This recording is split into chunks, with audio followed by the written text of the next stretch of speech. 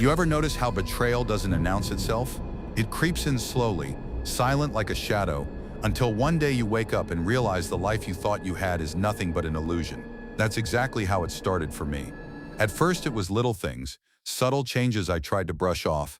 The late-night texts she swore were just work. The way she would angle her phone away from me whenever it buzzed. The new perfume I never bought her, clinging to her clothes long after she returned home. Small details, yes. But small details are the whispers of a bigger truth. I told myself I was overthinking. Everyone does that when they start sensing cracks in the relationship. But my gut refused to stay quiet. And I've learned in life that your gut is rarely wrong.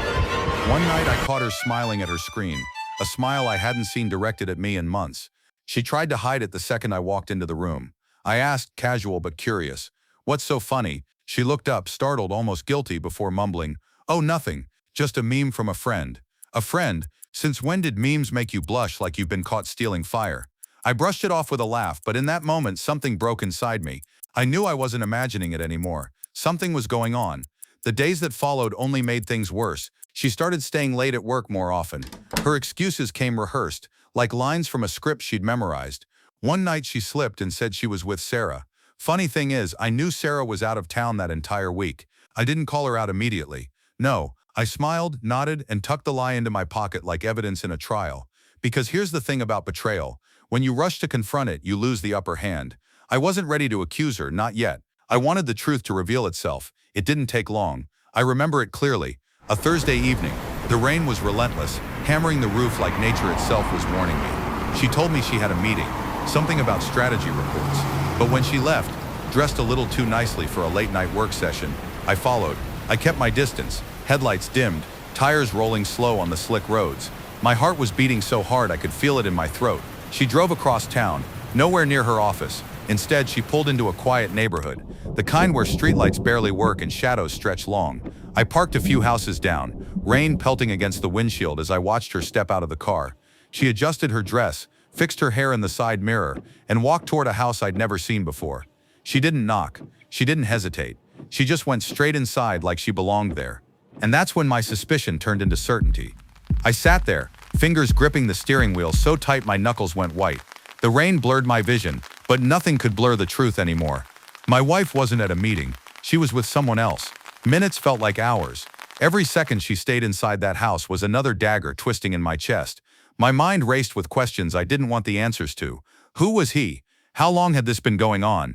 And worst of all, why wasn't I enough? By the time she came out, laughing softly as she pulled her coat tighter around her, I wasn't even angry anymore. I was hollow, empty, like all the love I had poured into her had been drained and spilled onto the pavement. I drove home ahead of her, pretending I had never left. When she walked through the door later that night, she carried herself like nothing had happened. She kissed my cheek, smiled, and told me she was exhausted from her meeting. I smiled back. I played the role of the clueless husband. But deep down, I knew a storm was brewing. That night, as she slept beside me, I stared at the ceiling. Every sound from her steady breathing felt like a lie echoing in the room. I realized then that my life was about to change forever. I couldn't unsee what I had seen. I couldn't unknow what I now knew. Betrayal is like poison. It spreads. It eats away at you until there's nothing left but rage. And as I lay there, the rain still pounding outside, I made a decision. I wasn't going to confront her. Not yet. No. I was going to watch. I was going to wait. I was going to let her think she was getting away with it. Because when the time came, when the truth finally shattered her lies, I wanted her to feel the same pain she had carved into me. And trust me, that time was coming, because the very next day, I would find something that confirmed everything. Something that made it impossible to deny. Something that would push me to the edge of a decision I could never come back from. The morning after that stormy night, I woke up with a knot in my chest. Sleep had done nothing to dull the weight pressing on my mind. She moved around the bedroom like everything was normal, hair tied, coffee in hand, humming a tune as if our marriage wasn't dangling by a thread. I forced myself to act the same. Pretend. Smile when she smiled. Nod when she asked if I wanted breakfast. But inside, my mind was racing. The image of her walking into that house was burned into my skull like a scar that wouldn't fade. Then fate gave me what I had been waiting for. When she left for work, she forgot her phone. It sat on the nightstand, screen dark but pulsing with missed notifications. I stared at it like it was a loaded weapon. I knew what opening it would mean. I knew once I crossed that line, there was no turning back. But betrayal demands answers. I picked it up. Her password wasn't hard to guess. I'd lived with her long enough to know her patterns. The screen unlocked, and there it was. The truth. Messages. Dozens of them. Some from last night, others from weeks, maybe months. I scrolled through her conversations, and my blood boiled. I miss you already. Last night was perfect. He doesn't suspect a thing. Each word was another blade in my chest. And then it wasn't a coworker. It wasn't even an old flame. It was someone far worse. Someone close. I froze when I saw it. My best friend's name. The same man who had stood beside me at my wedding. The same man I trusted with secrets I never told anyone else. My brother in everything but blood. And he was the one she was sneaking off to see. The phone slipped from my hand, hitting the carpet with a dull thud. My whole body shook. I wanted to scream, to throw something, to break the world around me. But I didn't. I just stood there staring at the phone like it was a live wire ready to burn me alive. Everything made sense now. The sudden nights she worked late, the lies she crafted so easily, and the reason she felt so comfortable because she thought I'd never suspect him. She counted on my loyalty blinding me. But loyalty has limits. That night I couldn't look at her the same. I watched her laugh at the dinner table, watched her talk about her day, watched her kiss me goodnight with lips that had kissed him hours earlier. The disgust curled in my stomach like a sickness. I didn't sleep. I couldn't. My mind kept replaying their messages, her words, his replies, every memory I had with him, every beer we'd shared, every promise of brotherhood. All of it turned to ash in an instant. The next day I made a choice. I wasn't going to sit back and let them think they could play me for a fool. I needed proof, something undeniable, something that would expose them both for the liars they were. So I followed him. It was easy. I knew his routine like I knew my own. After work, he always stopped at a small bar across town, a place dimly lit and half empty most nights. I sat outside in my car, watching, waiting, and sure enough, she showed up. My wife. She walked in like she belonged there. Straight to him. No hesitation. No fear. She slid into the booth across from him, their faces lit with smiles, their hands brushing across the table like lovers who had done it 1,000 times before. I pulled out my phone, recording, picture after picture, video after video, their laughter, their whispers, their stolen touches. It was all there. Proof. Evidence no lie could erase. But as I sat there watching, another feeling crept in beneath the rage. It wasn't just betrayal. It was humiliation. They weren't just breaking vows. They were mocking me with every touch, every kiss they thought I couldn't see. My chest tightened. My vision blurred. For the first time in my life, I felt like a stranger in my own skin. I didn't confront them. Not yet. I let them leave. Let them walk out of that bar hand in hand like a couple in love. I followed them again, keeping my distance, heart pounding with every turn of their car. They drove to his apartment.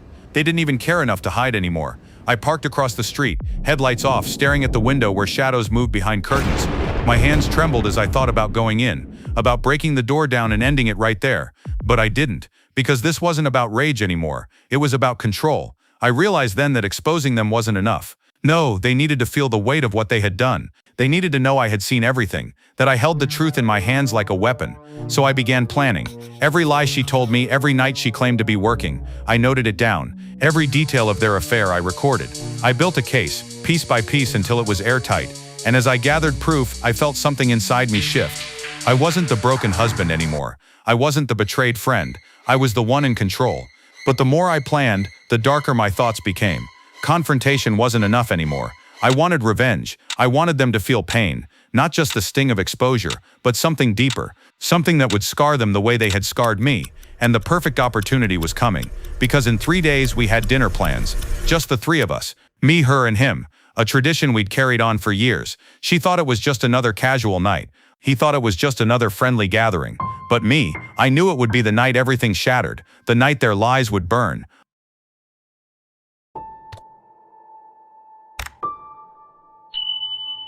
The night finally arrived, the night I had been waiting for. The table was set, the wine was breathing, and the candles flickered low, casting shadows across the dining room walls. Everything looked perfect. Too perfect. If anyone had walked in, they'd think it was just a friendly dinner between 3 people who trusted one another. But I knew better. I could hear my heartbeat as the doorbell rang. First it was him, my best friend. He smiled as if nothing in the world could touch him. He clapped me on the back, laughing, stepping inside like this was still his second home. The same man who'd sworn loyalty to me, who'd toasted me at my wedding, now stood in my living room as the knife in my back. Minutes later she arrived, my wife, dressed beautifully, as if she wanted to impress. Her perfume filled the air, the same scent that had betrayed her before. She leaned in to kiss my cheek, her lips brushing lightly against my skin. I held my breath to stop the disgust from showing. "Smells amazing," she said, glancing toward the kitchen. "Yeah, man, you've outdone yourself," my so-called friend added. I forced a smile, keeping my rage locked deep inside. I wanted tonight to be special. We sat down, the clinking of silverware, the occasional laugh, the polite conversation, it all felt like theater. They played their roles well, acting as if nothing was out of place. But under the surface, I could see it. The stolen glances between them, the little smiles they thought I wouldn't catch. They thought they were clever. They thought I was blind. Halfway through the meal, I poured us all wine.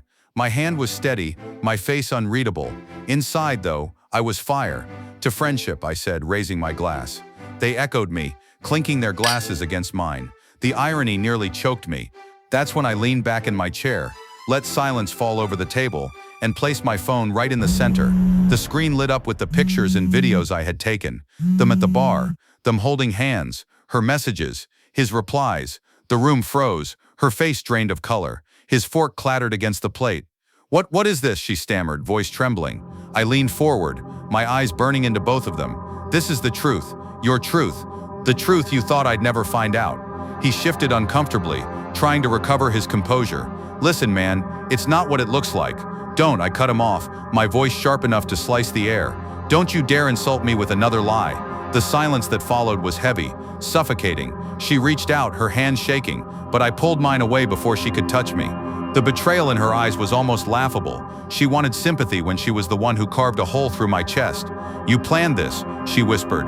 "Every second," I said coldly. "Every lie you told, every time you thought I was blind, I was watching. And now you get to face what you've done." Tears welled in her eyes. He looked down, shame painting his face, but neither of them said the words that mattered. Neither of them said sorry, because cowards rarely do. I stood, walked around the table slowly, and stopped behind them.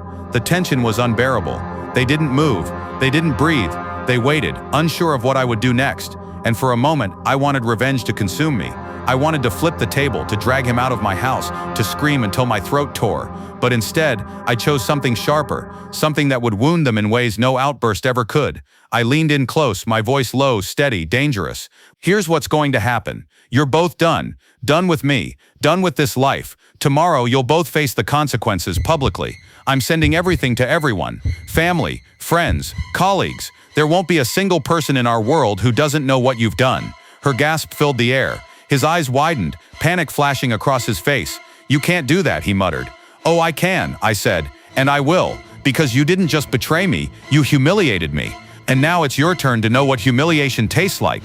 I picked up my phone, slipped it into my pocket, and walked to the door.